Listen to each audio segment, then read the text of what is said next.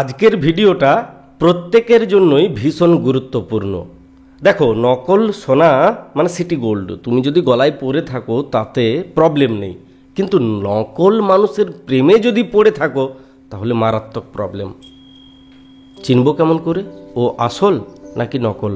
সোনা তো চেনা যায়, মানুষ চেনার উপায়, সেই উপায় নিয়েই আজকের ভিডিওর এই কয়েকটা পয়েন্ট। আমি জানি এই কয়েকটা পয়েন্ট সবার জন্য নয়, মানুষ তো আলাদা আলাদা, কিন্তু এই কয়েকটা পয়েন্ট মিলে গেলে সতর্ক থাকতে হয়।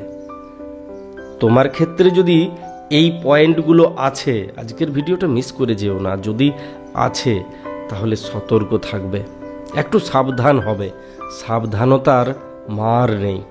নাম্বার 1, যদি দেখো সম্পর্কের শুরু থেকেই একজন মানুষ তোমার যতটা প্রয়োজন, তুমি যতটা ভালোবাসার দাবিদার, তার চাইতে সে অনেক বেশি করে ভালোবাসা দিচ্ছে, অনেক বেশি ভালোবাসা, মানে তোমার আঙ্গুল থেকে যদি নখ উঠে যায় তার প্রাণ বেরিয়ে যাবে, এত বড় প্রেমিক বা প্রেমিকা সে তোমাকে ঢেলে দিচ্ছে ভালোবাসা।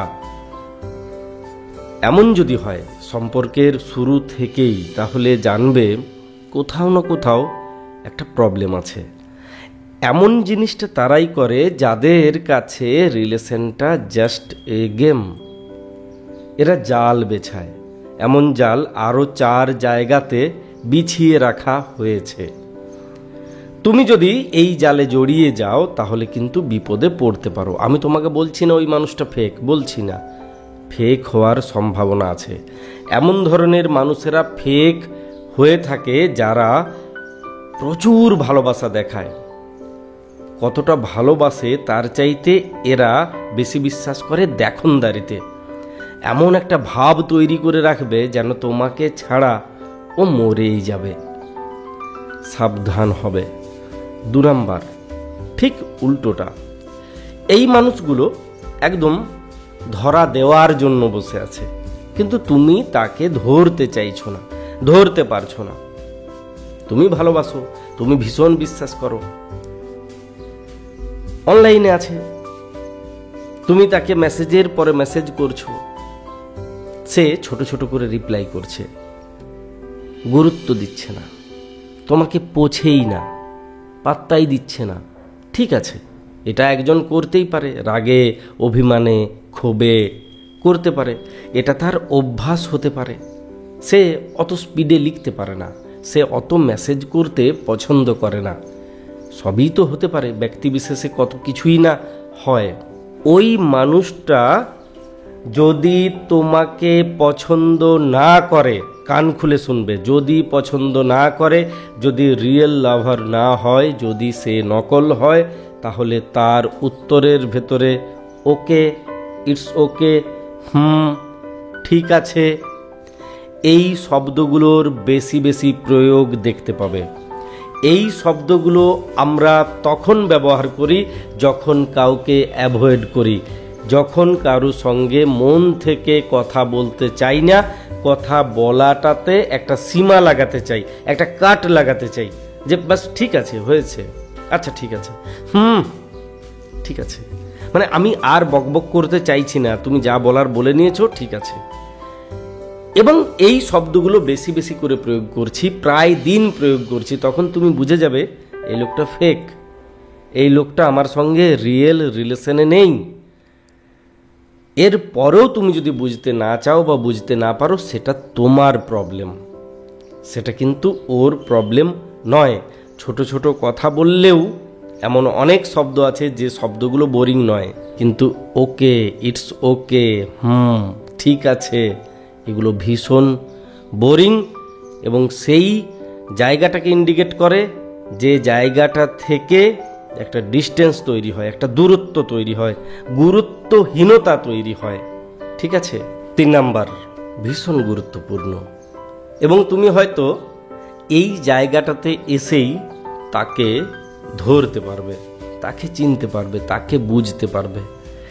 লোকটা মিথ্যে কথা বলে, মিথ্যে কথা বলে, তুমি জানো মিথ্যে কথা বলে, কারণে অকারণে ভীষণ মিথ্যে কথা বলে, প্রয়োজনে অপ্রয়োজনে তোমাকে মিথ্যে গাল গল্প শোনায়, মিথ্যে তুমি আমি আমরা সবাই বলি, কিন্তু এই লোকটা কোনো একটা রহস্যময়তাকে লুকানোর চেষ্টা করে, যেন কিছু একটা গোপন করে, যেটা জেনে গেলে রিলেশনে প্রবলেম হবে।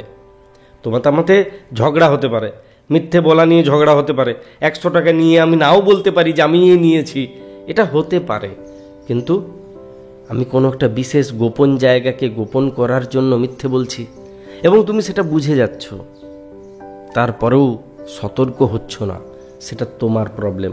আর যখন মানুষটা মিথ্যে কথা বলবে তখন তুমি বুঝতে পারবে সে মিথ্যে বলছে, চোখে চোখ রাখতে পারবে না, বারবার হাতের আঙ্গুল নাকে যাবে, বারবার সে হাত দিয়ে মুখমণ্ডলটাকে ঘষাঘষি লাড়ালাড়ি করবে, কারণ হরমোনাল ডিসব্যালেন্স হচ্ছে।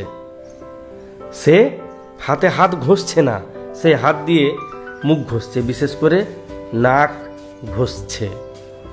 বুঝতে পারবে সে মিথ্যে বলছে, কিছু একটা গোপন করতে চাইছে, কোথাও না কোথাও একটা নকল ভাব আছে। এখানে রিলেশনশিপে যদি প্রবলেমটা হয়, মানে রিলেশনশিপের যদি কোনো জায়গাকে গোপন করতে যাচ্ছে, কোনো একটি বিশেষ মানুষকে গোপন করতে যাচ্ছে, তাহলে তুমি সতর্ক হবে। আর যদি বিষয়টা সেই দিকের না হয়, অন্য কোনো 100 টাকা নেওয়ার মতো হয়, তাহলে ততটা সতর্ক হওয়ার ব্যাপার নয়। আজকের লাস্ট পয়েন্ট, সবচাইতে গুরুত্বপূর্ণ পয়েন্ট, একজন নকল মানুষকে চেনার একদম যদি সহজ উপায় বলো, তাহলে তাকে কিছুদিন ফলো করো, তারপর নিজেকে জিজ্ঞাসা করো ওই মানুষটা রিয়েল না ফেক। নিজেকে জিজ্ঞাসা করো তোমার মন কি বলছে। আসলেই আমরা সব জানি, মানতে পারি না। আসলেই আমরা সব জানি, সব। ওই মানুষটা রিয়েল না ফেক এই মানুষটা জানে, কারণ আমি ভালোবাসি। ওর মনের সঙ্গে আমি আমার মনটাকে জুড়ে দিতে চেয়েছি, আর মানুষটাকে ভালোবাসি বলে, বিশ্বাস করি বলে ও মিথ্যা, ও নকল জেনেও নিজেকে একটা গোপন সান্ত্বনা দিই। ভাবি হয়তো সময়ের সঙ্গে সঙ্গে পাল্টে যাবে, হয়তো সব ঠিক হয়ে যাবে। এটা আমাদের প্রবলেম। নিজেকে জিজ্ঞেস করো, বারবার নিজেকে জিজ্ঞেস করো, দেখো তুমি নকল মানুষটাকে চিনতে পারবে, সহজেই চিনতে পারবে। ভালো থাকো, ভালোবাসায় থাকো, প্রত্যেকটি মানুষের সঙ্গে থাকো। এই কয়েকটা দিন আমার ভীষণ বাজেভাবে কেটেছে। গত বৃহস্পতিবার দিন জামাইবাবু মারা গেছেন।